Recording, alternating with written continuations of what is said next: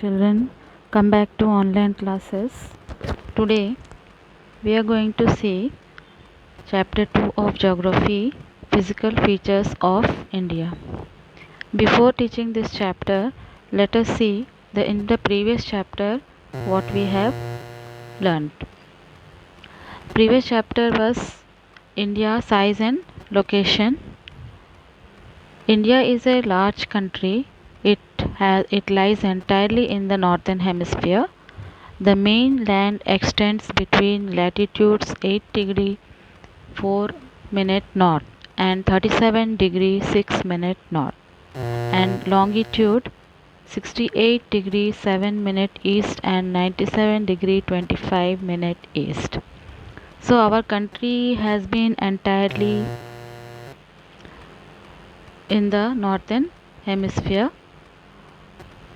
Our country has been equally divided into two parts by the Tropic of Cancer. To the southeast of the mainland, the Andaman and Nicobar Island lies in Bay of Bengal, and to the southwest of the mainland, the Lakshadweep Islands lie in Arabian Sea. About size, when we talk about, the total area is 3.28 million square kilometer covered by the land of India. Out of the total geographical area of the world, India covers about 2.4% area. India is the seventh largest country of the world. India is covered by the Youngfold Mountains in the north, northwest and northeast. South of about 22 degree north latitude, it starts to taper and extends towards the Indian Ocean, dividing it into two seas, the Arabian Sea on the west and the Bay of Bengal on its east. So this is all about the location and size of our country India. Now, as we have studied in the previous chapter about the size and location, in this chapter we will learn about the physical features of India. India is a large country with varied landforms. The main physical features of the earth, that is plains, mountains, deserts, plateaus and islands. The land of India displays great physical variations. Geologically, the peninsular plateau consists one of the ancient landmass on the earth's surface. It was supposed to be one of the most stable land blocks. The Himalayas and the North Plains are the most recent landforms. From the viewpoint of geology, Himalayan mountains form an unstable zone. The whole mountain system of Himalaya represents a very youthful topography with high peaks, deep valleys and fast flowing rivers. The northern plains are formed of alluvial deposits. The peninsular plateau is composed of igneous and metamorphic rocks with gently rising hills and wide valleys. Is a large landmass formed during different geological periods, which has influenced her relief. Beside this, a number of processes such as weathering, erosion, and deposition have created and modified the relief of its present form. So, let us see major physiographic divisions. The physical features of India can be grouped under the following physiographic divisions: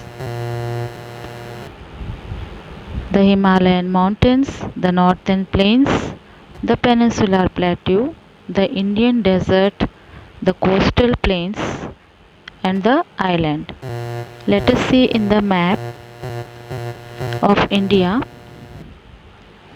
The first number which is at the top, given at the top of this map, that is the place where the Himalayan mountains are located. Then second number is of northern plains. In the map, the number which you are seeing, number 2 is given, that is the area of northern plains. Then comes number 3, this is the peninsular plateau. Then the fourth one, the number which you are seeing here, fourth number, that is Great Indian Desert. That is Indian Desert. Then comes number 5. Both the sides you are seeing 5 number, that is a coastal plains area. Then comes number 6, which is given in the map on both the sides, that is Lakshadweep Island and Andaman Nicobar Island. Now let us learn about the Himalayan mountains. The Himalayas, geologically young and structurally old mountains, stretch over the northern borders of India. These mountain ranges run in a west-east direction from the Indus to Brahmaputra. Himalayas represent the loftiest and one of the most rugged mountain barriers of the world. Here, rugged means having a broken rocks and uneven surface. Rugged mountains, barriers of the world. They form an arc which covers a distance of about 2,400 kilometers. Their width varies from 400 km in Kashmir to 150 km in Arunachal Pradesh. As you can see that from Kashmir to Arunachal Pradesh, the width decreases. The altitudinal variation are greater in the eastern half than those in the western half. The Himalaya consists of 3 parallel ranges in its longitudinal extent. Let us see in the map. Through the map we can understand about the Himalayas consist of 3 parallel ranges in its longitudinal extent. A number of valleys lie between these ranges. The northernmost range is known as the Great or Inner Himalayas or the Himadri. As you can see in the map, at the near number 1 where it is given, there you can see Great Himalayas are written. That is the location of Himalayas. It is also known as Inner Himalayas or the Himadri. It is the most continuous range consisting of the loftiest peaks with an average height of 6,000 meters. It consists all the prominent Himalayan peaks. The folds of Great Himalayas are asymmetrical. Asymmetrical means which are not equal.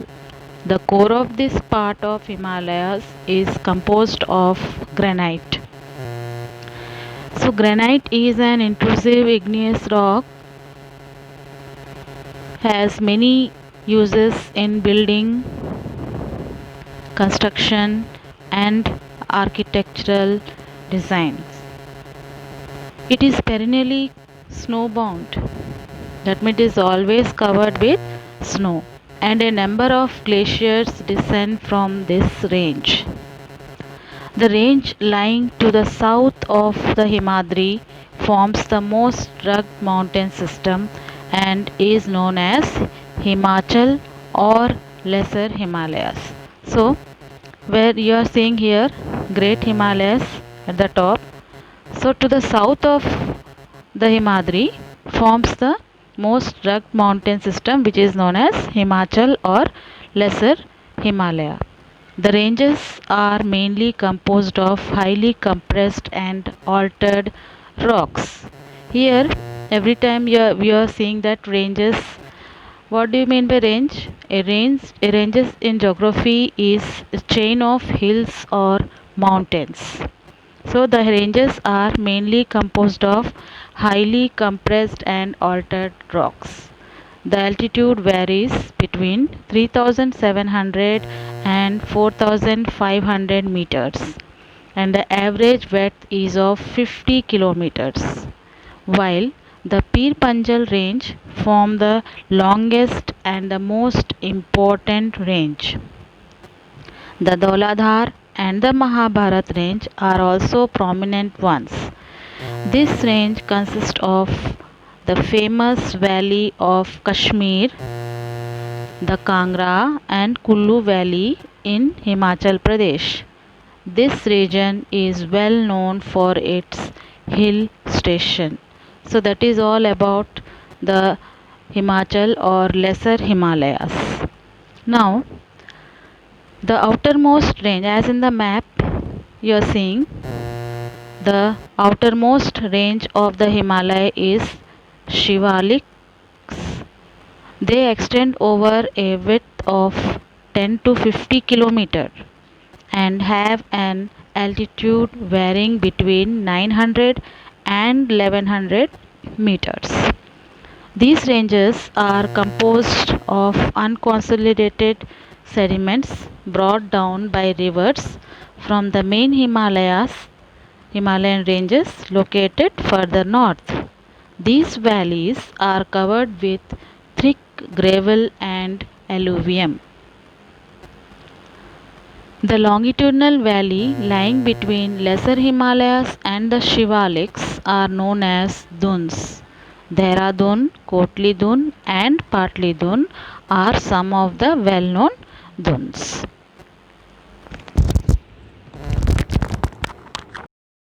We have seen that unconsolidated sediments. That means it contains granular material such as sand, gravel, silt and clay. Gravel here means gravel is a loose aggregation of rock fragments.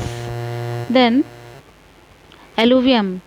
In this paragraph we have seen the word alluvium also. Alluvium is a deposit of clay, silt and sand left by flow water in a river, valley or delta, typically producing fertile soil. So this is about the alluvium. Then we have seen about the dunes. Dehradun, Kotli Dun and Patli Dun are some of the well-known dunes. Actually, dun means a narrow longitudinal valley lying in between the Shivaliks and the Lesser Himalayas. Actually, these are formed by the deposition of sediments. They are made up of gravel and alluvial soil. Now, children, beside the longitudinal division, the Himalayas have been divided on the basis of regions from west to east. These divisions have been demarcated by river valleys. For example, the part of Himalayas lying between Indus and Satluj has been traditionally known as Punjab Himalaya, but it is also known regionally as Kashmir and Himachal Himalaya from west to east respectively. The part of the Himalayas lying between Satluj and Kali rivers is known as Kumaon Himalayas. The Kali and Tista river demarcate the Nepal Himalayas, and the part lying between Tista and Dihang rivers is known as Assam Himalayas. There are regional names also in these broad categories. Next is the Brahmaputra marks the easternmost boundary of the Himalayas. Beyond the Dihang Gorge, the Himalayas bend sharply to the south and spread along the eastern boundary of India. They are known as Purvanchal or the eastern hills and mountains. These hills these hills running through the northeastern states are mostly composed of strong sandstones which are sedimentary rocks.